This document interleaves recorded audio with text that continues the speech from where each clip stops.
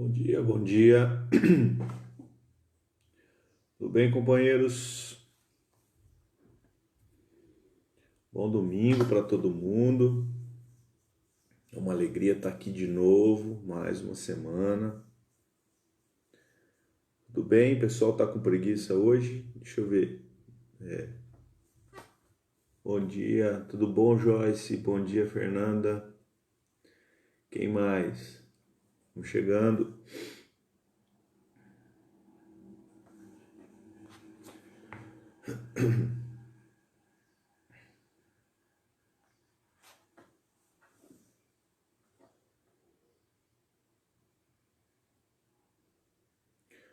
Hoje a gente estuda o capítulo 15 do livro Pensamento e Vida, capítulo 15, intitulado Saúde por Emmanuel.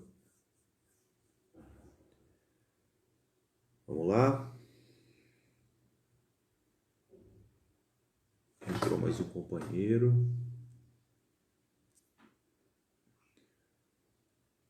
Aí. Vamos fazer a prece, meus amigos? Então, nesse momento, a gente, concentrado no trabalho, aqui nos propomos, pedimos a Jesus que nos ampare o intuito de sermos mais fraternos, de nos mantermos mais alerta, de estarmos mais condizentes com sua doutrina a cada dia, nos transformando pelo sentimento, nos transformando pelos nossos afazeres, dentro de casa, com as pessoas próximas, no trabalho e tudo mais. Senhor, não nos desampare nesse momento tão complexo que vivemos. Esteja conosco por misericórdia, hoje e sempre, que assim seja. Muito bem, vamos lá, meus amigos. A gente está estudando Pensamento e Vida, essa cartilha importante para as nossas vidas. Que o Emmanuel trouxe através do Chico em 1900 e... é antigo, hein? O prefácio é de 58, tá? 1958. Vamos lá. Falando sobre a saúde hoje. Não é de se espantar se a gente dizer aqui e afirmar que a saúde, meus amigos, a saúde física, ela tem toda uma relação com o nosso psiquismo, com aquilo que nós pensamos.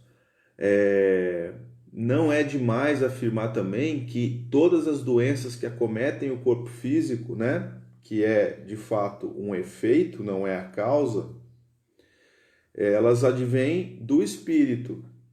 Tudo bem a gente afirmar isso? Sempre advém do espírito. Como assim?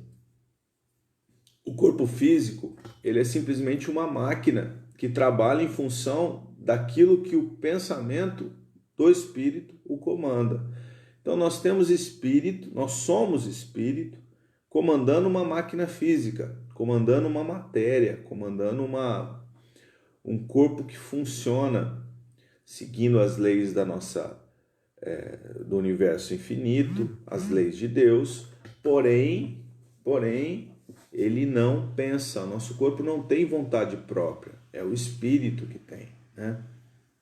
O espírito é algo mais profundo, é algo íntimo.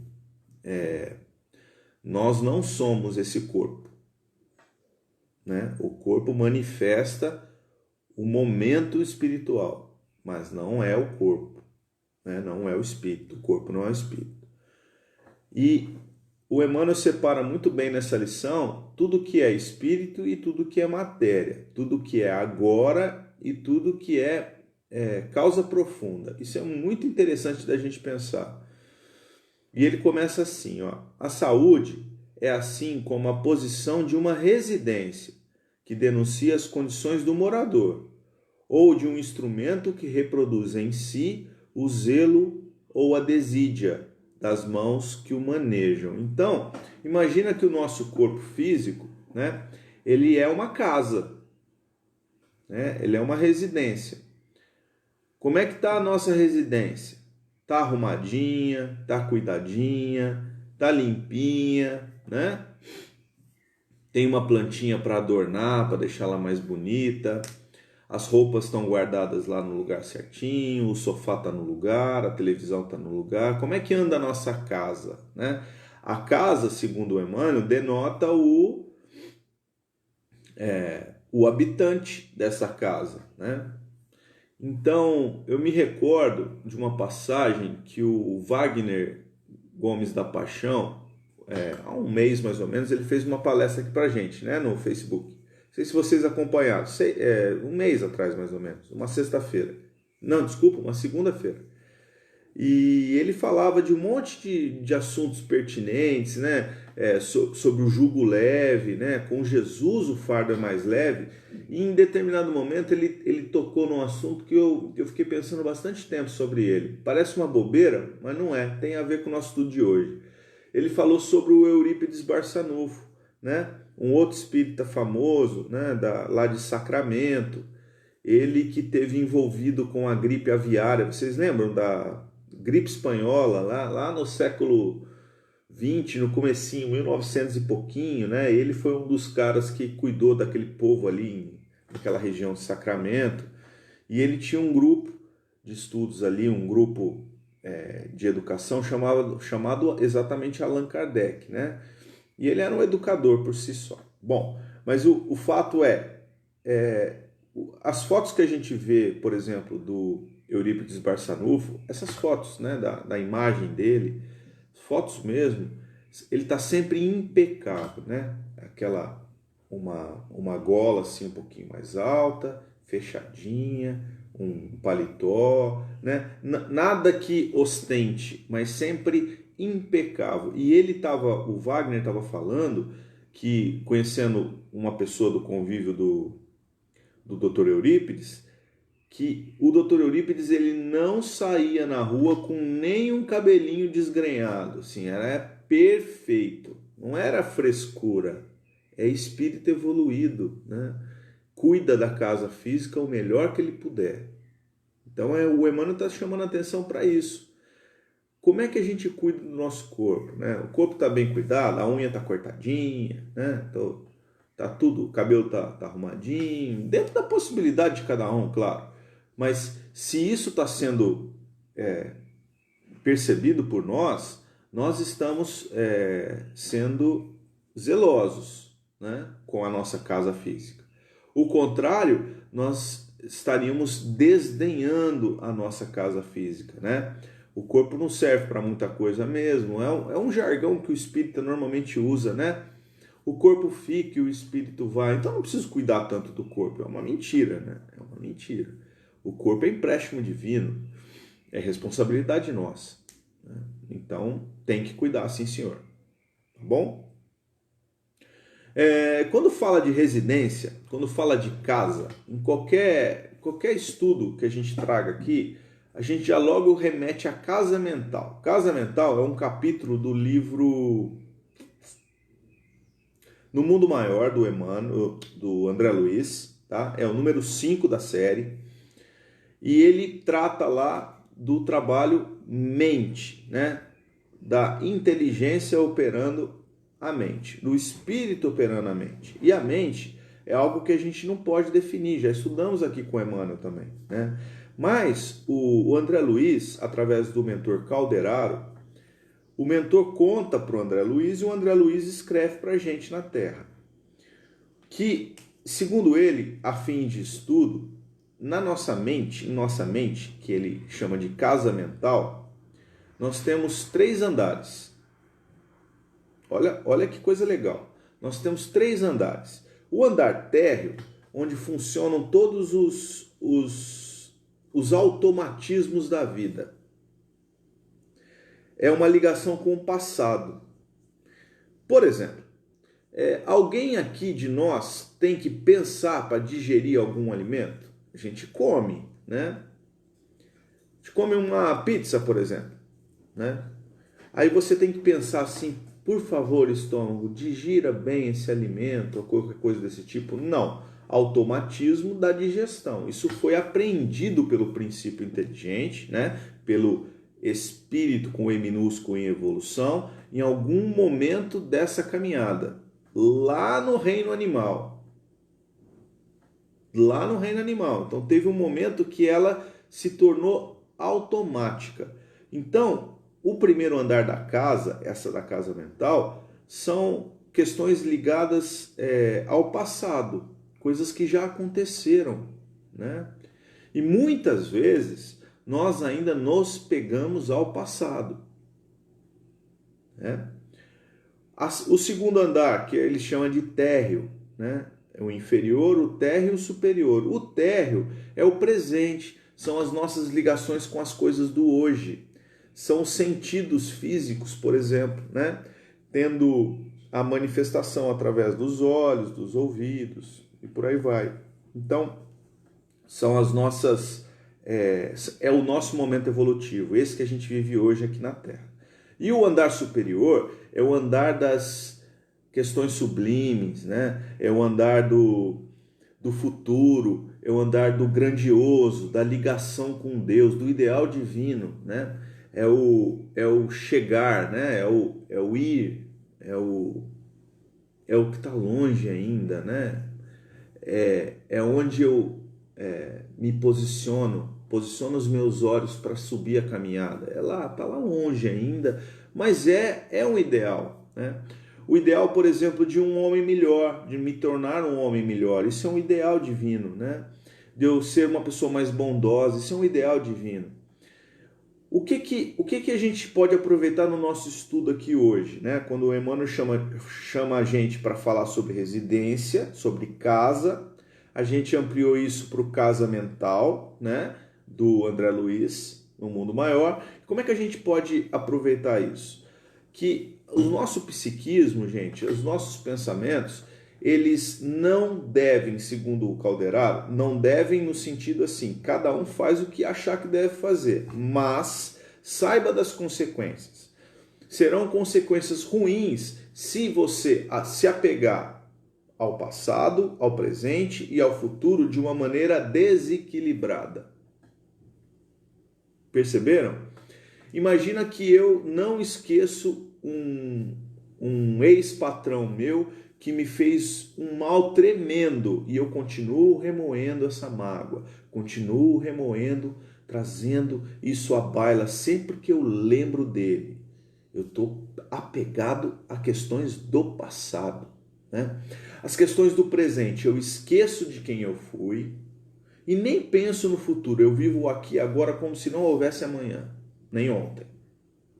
Exagero. E o futuro? A mesma coisa. Eu ficar pensando simplesmente que lá no futuro vão acontecer coisas maravilhosas e esqueço de viver aqui o momento.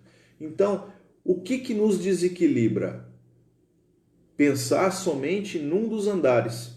Nos movimentarmos simplesmente em um dos andares, ou no térreo, que é presente, ou no inferior, que é passado, ou no superior, que é futuro. Então, o importante aqui é o equilíbrio. O equilíbrio vai trazer e vai refletir a saúde no seu corpo físico. Perceberam? O que eu posso aprender com o passado? Para viver bem o presente e projetar melhor o meu futuro. Vamos repetir? O que eu posso aprender com o meu passado para viver bem o meu presente e projetar melhor o meu futuro? Então, eu equilibro todas essas emanações, né? Eu equilibro todos esses pensamentos, essas vontades, para conseguir trazer saúde para o meu corpo físico. Porque o corpo físico é um mata-borrão, ele recebe todo esse psiquismo. A gente falou disso semana passada em corpo, né?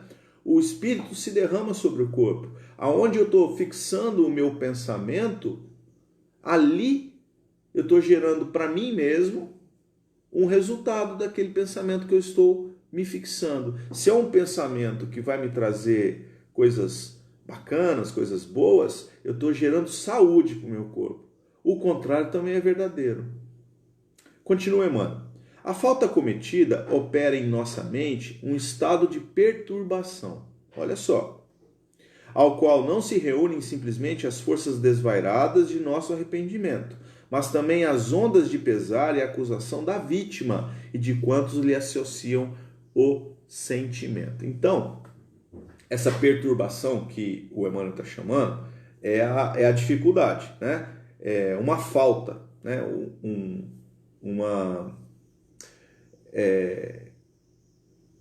Alguma coisa que eu tenha feito para a lei de Deus, né? Eu não fiz para Deus, eu descumpri alguma coisa da lei de Deus. A lei de Deus é sempre o bem, né, meus amigos? É sempre as coisas boas, é sempre a evolução, é sempre o amor, é sempre o prazer comedido, é sempre a família, é sempre os amigos, né? Os passeios, tudo isso tem a ver com o que Deus determina para a gente, né? Nós não estamos aqui nessa vida para sermos só estudantes, não estamos aqui nessa vida para sermos só pais e mães, não estamos nessa vida aqui para sermos só trabalhadores. Tudo tem que ter um equilíbrio. A palavra de hoje é essa, equilíbrio, né? Então, muitas vezes, esse estado de perturbação ele pode atrair irmãos que estão nesse mesmo diapasão, né? Nessa mesma frequência de estado de espírito, né? Eu me magoei, eu guardo rancor, eu não quero mudar porque aquilo me alimenta, eu gosto de falar disso. Não existem pessoas que gostam de falar das tragédias, que gostam de arrumar confusão, elas não vivem sem uma confusão. A primeira chance que elas têm de bater de frente com alguém, elas fazem isso, ao invés de se calar muitas vezes, porque quando a gente se cala, dependendo da situação, não estou dizendo para sermos omissos, não é isso. Mas dependendo da situação, você falar não vai adiantar nada, porque as pessoas estão sentadas nas opiniões delas, né? E ali você só vai gerar um conflito que vai te trazer desequilíbrio. Então as nossas emoções doentias mais profundas, quaisquer que sejam, também geram estados enfermiços. E essas profundas, elas foram causadas em um presente. Elas são passado, porque elas estão lá no profundo do ser, mas elas um dia foram presentes em nossas vidas, né? E elas retornam, elas vêm à tona. No livro Correlações Espírito-Matéria, do Dr. Jorge Andréa, um espírita muito famoso, desencarnado há alguns anos, Dr. Jorge Andréa, ele estudou como psiquiatra, estudou muito a mentalidade humana, né? Mentalidade espiritual. Como é que funciona o nosso psiquismo, né? Como é que nós lidamos com as nossas neuroses, com as nossas dificuldades, ou da onde vêm as aptidões. E ele fez um esquema nesse livro que eu acho uma das coisas mais sensacionais que eu já li em doutrina espírita.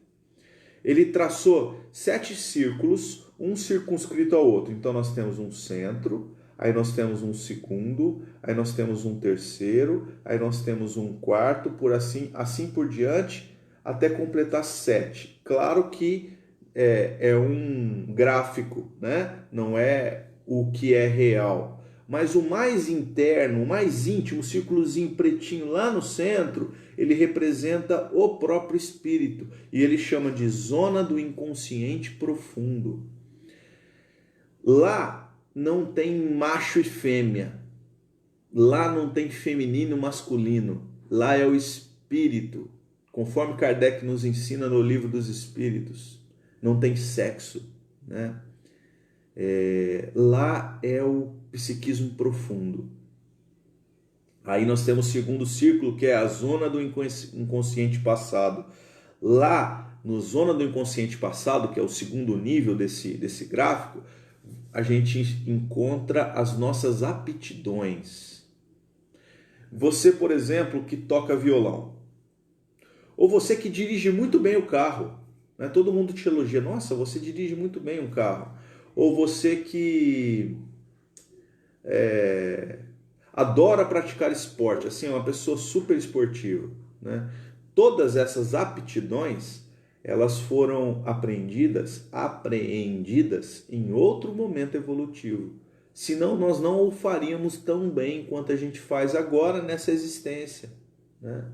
A vida, ela vai nos proporcionando é como um carretel de linha, né? Um dia você amarrou a linha no carretel para começar, né? Aí você vai enrolando, vai enrolando, vai enrolando. Esse carretel vai se avolumando. O nosso carretel, ele está pleno hoje, está cheio de fio enrolado.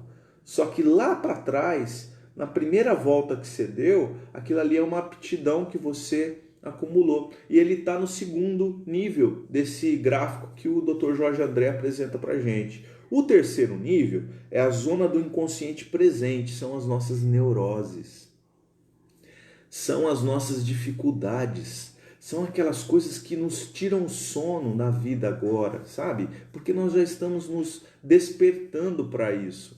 Vou dar um exemplo. É muito comum a gente na nossa vida, né? A vida social, as pessoas hoje acho que nem tanto, mas eu vou dizer na minha vida na época que eu era adolescente, uns 30 anos atrás ou mais um pouco, ali era muito comum as pessoas saírem de casa para se divertir e junto à diversão a bebida alcoólica, né? Não sou puritano, não estou aqui trazendo nenhum tipo de discussão a respeito disso, tá bom? Não faço apologia, nem sou totalmente contra, não é isso. Mas é uma questão importante para a gente pensar. A questão da bebida alcoólica, muitas pessoas tiram isso de letra, né? Muitas pessoas, não vou beber, não bebo nunca mais na minha vida, não tem problema, não ligo. Mas tem outras que convivem com esse hábito, né? Ou mais, convivem com essa neurose. E muitas dessas pessoas não querem continuar bebendo, mas elas não conseguem parar de beber, né? Tem vontade da bebida, tem vontade disso. Isso é uma neurose. Essa neurose, ela não advém do agora, ela advém do antes, desse terceiro nível que o Dr. Jorge André apresenta para gente.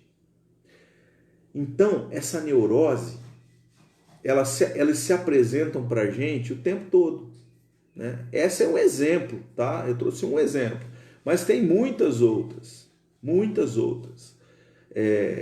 sempre no campo do sentimento, sempre nos pega pelo sentimento, sempre. Nós temos aí o quarto nível, que é corpo mental, né? O corpo mental é o que envolve todo esse primeiro aspecto aí que a gente falou do passado, do mais profundo e do presente, né?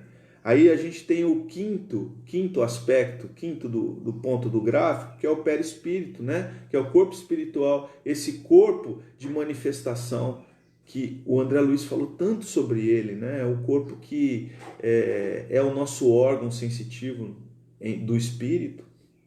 Não vamos entrar nisso, senão a coisa começa a complicar, né? O sexto é o dupletérico. Dupletérico é um outro corpo que envolve o perispírito, né? Envolve tudo isso que a gente está dizendo. O dupletérico é como se fosse uma camada de ozônio. Ela é um filtro, um grande filtro para esse ir e vir das neuroses, das aptidões, né? E o sétimo, adivinha? Corpo físico. Olha o tanto de coisa que tem antes do corpo físico, né? Olha o tanto de estruturas psíquicas que a gente tem que vencer e chega no corpo físico. E do corpo físico? Do corpo físico vem caminhando para o mais interno. A gente chama isso, o Dr. Jorge André chama isso de força centrípeta e força centrífuga, né? O ir e vir dessas energias, desses pensamentos. Então, para que serve isso tudo, Daniel? Para a gente entender que nós estamos convivendo no dia a dia com essas neuroses e essas aptidões que vêm à tona para que a gente viva melhor ou para que a gente seja desafiado por você mesmo, né, a conviver melhor com a sua neurose, com a sua dificuldade, com o que você veio fazer, né? permeando o planejamento reencarnatório que você mesmo combinou. Entenderam? Então, quando eu me desequilibro, esse sistema de ir e vir das forças que vêm do íntimo e as forças que vão ao íntimo, eles se desequilibram. E aí quem sofre?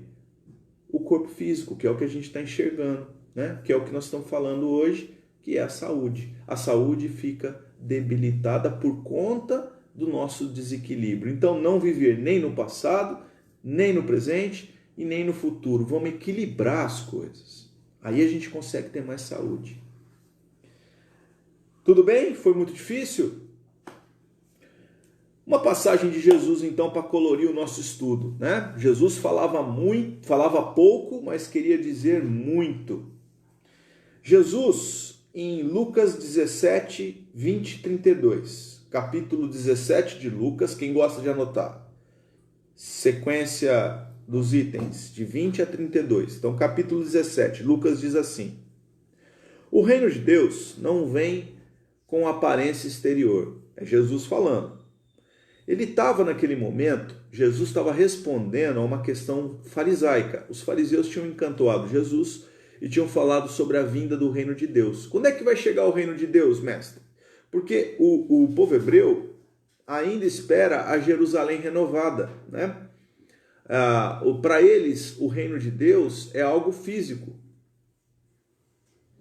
ou metafísico, mas um ponto a se chegar, né? E Jesus sempre disse, com todas as letras, que o reino de Deus não é algo, um ponto, um objetivo assim, concreto, né? Não tem uma estrada que você vai caminhando por ela, uma estrada física que você vai caminhando por ela até chegar lá no reino de Deus, né? Não, o reino de Deus é uma construção íntima, o reino de Deus está dentro de você. O dia que eu entender isso, eu estou chegando perto do reino de Deus. É isso. Então não vem com aparência exterior, disse Jesus. Aconteceu nos dias de Ló. Aí ele dá um exemplo para gente. Nos dias de Ló, nós já vamos explicar quem é o Ló. Comiam, bebiam, compravam, vendiam, plantavam e edificavam. Mas no dia em que Ló saiu de Sodoma, choveu do céu fogo e enxofre, consumindo a todos. Naquele dia, naquele inolvidável dia, no dia para Ló, esse dia, quem estiver no telhado, tendo seus utensílios em casa, olha a nossa casa, olha o corpo, olha a saúde. Não desça a tomá-los. Quem estiver na parte alta da casa, não desça. E da mesma sorte, o que estiver no campo, não volte para trás. Lembrai-vos da mulher de Ló. Olha só, gente, a frase de Jesus. Lembrai-vos da mulher de Ló. Que história é essa, Daniel? Vamos lá. Gênesis, eu não vou lembrar o capítulo. Livro de Gênesis, por volta do capítulo 10, mais ou menos, tá? Abraão descansava num lugar, numa espécie de um oásis, ele, a esposa Sara, mais as pessoas que caminhavam com ele, o pai Abraão, né? E ele vê 3 homens chegando lá de longe. Vem vindo. E uma praxe comum ali, disseminada entre o povo hebreu, era que você recebesse dentro da sua tenda, dentro da sua casa, dentro da sua habitação, qualquer peregrino, né? Qualquer pessoa que estivesse caminhando, ela merecia, segundo uma espécie de uma tradição hebraica, né, que você recebesse essas pessoas na sua casa, desse água, comida, abrigasse se precisasse pernoitar e tudo mais. Era uma tradição. E eles já se prepararam, e quando ele olha, Abraão olha, ele reconhece, era o próprio Senhor. É assim que eles chamam no Gênesis, no primeiro livro bíblico. Era o próprio Senhor com 2 anjos. Então vinham 2 anjos e o Senhor. E o Senhor sentou ali para conversar com Abraão. Pois é, Abraão, estamos caminhando aí, estamos indo lá para Sodoma e Gomorra. Abraão, é mesmo? Mas o senhor vai fazer o que lá, mestre? Ah, nós vamos destruir aquela cidade, porque as coisas ali não andam bem, né? Sodoma e Gomorra são cidades bíblicas, né? Onde os sentidos eram demasiados, né? Vamos dizer assim.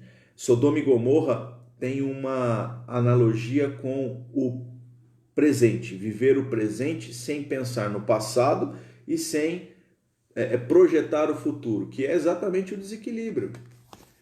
Aí, ó, que a senhora achou para mim, ó, tá em 19. Muito obrigado. Então, estamos dando aqui a referência. Está lá em Gênesis capítulo 19. Muito bem. E aí o que aconteceu? E o Abraão fica muito preocupado com isso. Fala assim, ô senhor, mas o senhor vai destruir a cidade? Mas lá existem 50, pelo menos 50 homens justos. O senhor destruiria as cidades se o senhor tivesse certeza que haviam lá 50 homens justos? Aí o Senhor diz, não, Abraão, se tivesse 50 homens justos lá, eu não destruirei a cidade. Por que o Abraão fica tão preocupado com isso? Porque nessa cidade morava Ló, que era sobrinho dele, com a família. E outras pessoas que ele conheceu, mas ele estava preocupado com o Ló. E aí Abraão pensa bem e fala assim, mas eu não sei se tem 50 justos. Senhor, e se fossem 40? 40 justos, eu também vou deixar de destruir a cidade, se tiver 40 justos. Ele pensa bem e fala assim, e 30, senhor? 30 também, eu aceito. Aí ele diz assim, puxa vida, eu não sei se tem 30. Gente, tá assim na Bíblia, tá? E 20? Tudo bem, se tiver 20 justos lá, a gente passa longe. Mas eu acho que não tem 20, pensou Abraão. E 10? Tudo bem, Abraão, se tiver 10 justos nas cidades, a gente não põe fogo em tudo. Ou seja, aí ele ficou com vergonha de diminuir de 10 e ficou nos 10. O Senhor ficou com ele e os anjos foram até a cidade. Bateram na casa de Ló. Ó, viemos aqui para acabar com essa farra aqui, né? Viemos aqui para deixar tudo isso aqui para trás. Ó, pega as coisas, vamos todo mundo embora. O seu tio negociou com o senhor lá e não vai ter jeito, não tem 10 justos aqui não. Chama sua mulher, as pessoas aqui da sua casa e vamos embora. Vamos salvar a vida de vocês. Acontece que as pessoas em Sodoma e Gomorra, elas, como eu disse aqui, elas eram ligadas muito às questões materiais, né? As questões do agora, as questões presentes. Olha o desequilíbrio que a gente está falando a respeito da saúde, né? Ligadas às questões somente do aqui e agora, sem pensar em tudo que eu fui e tudo que eu posso ser. Muito bem, o que eles tinham de riqueza naquela região era o sal. Sal mesmo, o sal que a gente põe na comida. Esse sal, ele servia, por exemplo, para preservar a carne, né? E ele era tido como uma coisa de muito valor. Extrair o sal naquela época, nós estamos falando de 3.000 anos atrás ou mais, né? Eram coisas difíceis de se fazer. Então o sal era uma iguaria. Quem tinha sal em casa tinha dinheiro. Daí vem o termo salário. Vem de sal. Salarium, vem de sal. Muito bem. Então, as pessoas ali, elas pensavam muito no aqui e agora. Elas pensavam muito no sal. Olha que interessante. E aí a turma de Ló, se pica da cidade. Todo mundo, filhinha, vambora. Mas a mulher se vira para a cidade, né? É importante a gente pensar nisso. Não é um se vira assim, ela deu uma olhadinha. Não. Ela se volta para a cidade. Onde estava o pensamento dela? No presente. totalmente desequilibrado. O que acontece com o corpo? Se transforma numa estátua de sal. Exatamente aquilo com que ela se preocupava naquele momento, o corpo dela se transforma e ela perde a saúde dela. Por isso Jesus diz, lembrai-vos da mulher de Ló. Quando que você ter que lembrar da mulher de Ló? Do exemplo da mulher de Ló, da estátua de sal, do se apegar simplesmente às questões do presente, do desequilíbrio para prejudicar a sua saúde. Quando? Ele fala no dia. Que dia é esse? O dia do nascimento do reino de Deus em você. Porque o reino de Deus não é paz. Não. O reino de Deus é descoberta, é o despertar. Esse é o reino de Deus. E nesse dia, eu vou ter que me apegar às coisas do futuro, às coisas do ideal divino, porque eu não vou gostar de olhar para mim mesmo. Vai ser um esforço tremendo o dia que o reino de Deus chegar para mim. São os nossos desafios. Isso é reino de Deus. E se eu me mantiver equilibrado, eu vou ter saúde para manifestar no meu corpo físico. Entenderam? Equilíbrio. Lembrai-vos da mulher de Ló. Juntando aqui nosso estudo aqui, Dr. Jorge Andréa, com o que Jesus disse, com o que está escrito na Gênesis, a gente finaliza lendo o último parágrafo aqui da obra Pensamento e Vida, que Emmanuel nos chama a atenção. Não nos esqueçamos assim de que apenas o sentimento reto, olha aqui, o sentimento reto, pode esboçar o reto pensamento. O sentimento reto pode esboçar o reto pensamento. O que é reto, amigos? Equilíbrio. Sem os quais a alma adoece pela carência de equilíbrio interior, imprimindo no aparelho somático, que é o corpo físico, os desvarios e as perturbações que lhe são consequentes. Então, tenhamos equilíbrio, lembrarmos da mulher de Ló. Bom, fica aqui o pensamento para a gente carregar aí durante a semana, ficar pensando nisso e ter uma vida melhor, né? É isso que a gente está fazendo, tá bom? Beijo, muito obrigado, bom domingo, boa semana.